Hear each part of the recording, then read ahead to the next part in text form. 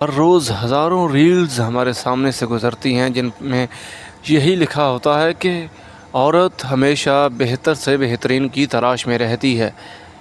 मैं इस बात से बिल्कुल एग्री नहीं करता कि हर औरत ही हमेशा बेहतर से बेहतरीन की तलाश में रहती है, मगर इसके साथ साथ ये भी बहुत ज़रूरी बात है कि जो मर्द हज़रात हैं, हम जैसे मर्द, इनकी मोहब्बतों में भी वक्त के साथ साथ तब्दीलियां आती रहती हैं।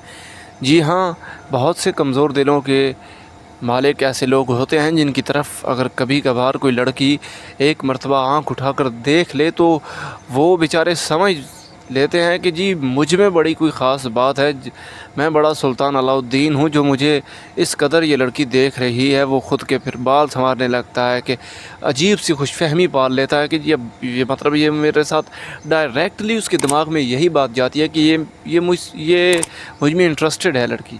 तो ऐसा नहीं होता। मैंने हज़ार बार कहीं ये अल्फाज मैंने पढ़े हैं, सुने हैं कि जो लड़की आपकी तरफ देख रही होती है, अगर कभी कभार देखती है कहीं पब्लिक प्लेस पे किसी भी जगह, तो 99% ये होता है कि उस लड़की को आपकी वॉच अच्छी लग जाती है, आपकी ड्रेसिंग अच्छी लगती है, या कुछ भी ऐसा आपके मतलब कि आपकी आंखें या आपके हेयर्स, कुछ भी एक ऐसा पार्ट ऑफ बॉडी अच्छा लगता है जिसकी वजह से वो आपको 1 से 2 बार, 2 से 3 मरतबा देख सकती है। That's it, 99%।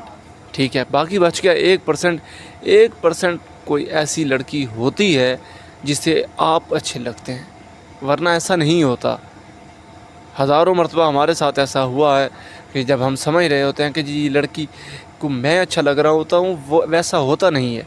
उसे हमारी चेन, हमारी वॉच, हमारे कपड़े या कुछ भी ऐसा अच्छा लग रहा होता है, या कोई उसका करीबी रिलेटिव ऐसा होता है जिसकी शक्ल आपसे मिलती जुलती है, तो वो उसे फिर गौर से आपको देख रही होती है कि यार ये देखना इसकी शक्ल उससे मिल रही है, तो ये बेवजह उम्मीदें मत पाल कर बैठ जाया करें।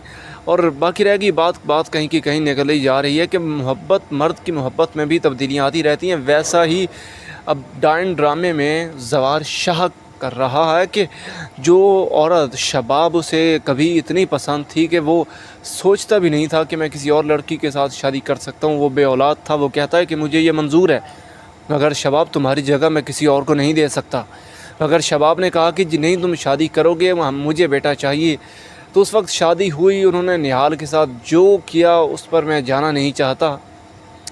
मगर अब जब दोबारा वो डायन बनकर सामने आई है मिशा के रूप में, तो वो अब ज़वार शाह पर डोरे डाल रही है, और ज़वार शाह समझ रहा है कि ये मिशा है, हालांकि निहाल मर गई है, तो उसके तो दिमाग में कहीं भी नहीं है ना कि ये दोबारा से वही निहाल ही है। तो उस निहाल ने ठान लिया है कि मैं इस पूरे घर का बेड़ा गर्क करके रहूँगी।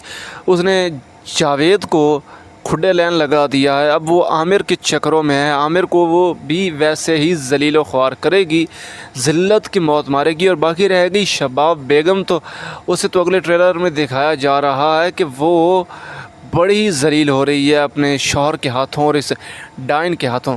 तो स्टोरी बड़ी इंटरेस्टिंग होने वाली है। जो मिशा जी ने अब हौले हौले अपने टारगेट अचीव करने शुरू कर दी हैं। अगले एपिसोड में वो हुनैन के साथ एक ऐसी चाल चलती है छोटे से बच्चे के साथ, जिससे शबाब उससे जब हाथ लगाती है तो वो नीचे गिर जाता है। जब नीचे गिरता है तो इस बात पर ज़वार शाह उसे कहेगा कि तुम अब मेरे बेटे के पीछे हो, ऐसा मैं नहीं चाहूँगा।